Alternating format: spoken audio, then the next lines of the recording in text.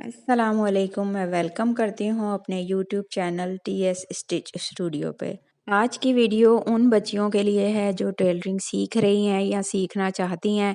उन्हें पता होना चाहिए कि हमारे पास जो है टेलरिंग की क्या बेसिक चीज़ें होनी चाहिए जो इस्तेमाल में आती हैं। ठीक है, ये सबसे पहले इंची टेप है। इंची टेप होना लाजमी है।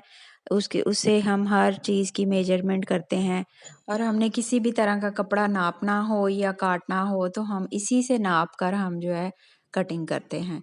ठीक है, दूसरे नंबर पे जो है ये कटर है। कटर भी जो है धागा काटने में जब हम छोटा जैसे काम कर रहे हैं मशीन पे तो इतनी बड़ी कैंची हम यूज़ नहीं कर सकते, तो हम ये कटर पास रख लें तो आसानी से छोटे मोटे धागे जो हैं वो हम इससे काट लेते हैं।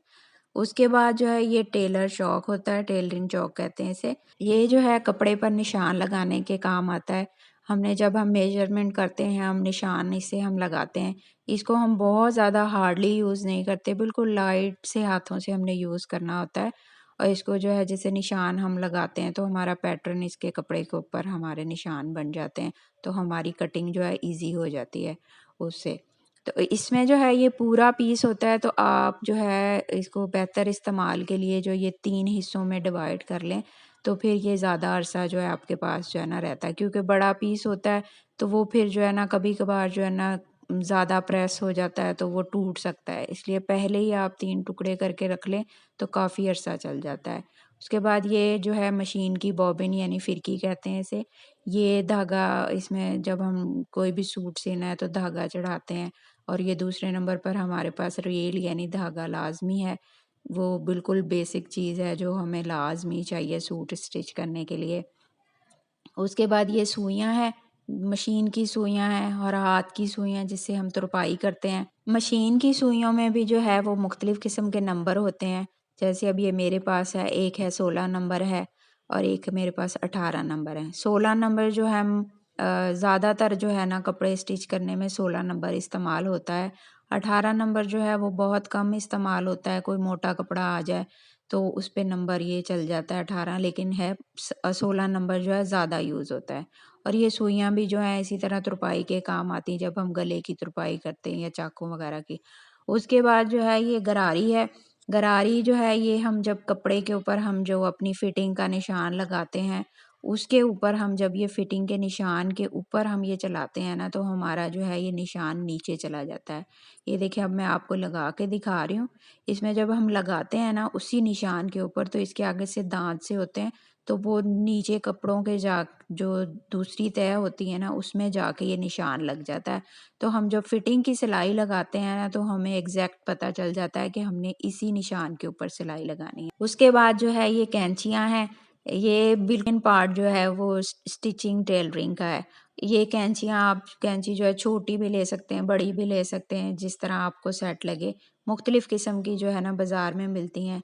उसके बाद जो है ये चेपी बुकरम कहते हैं, फ्यूज़िंग भी कहते हैं। ये जो है गला बनाने में इस्तेमाल होती है। हम जैसे सूट का गला बनाते हैं तो इसी के ऊपर हम जो है गला कट करके हम बनाते हैं।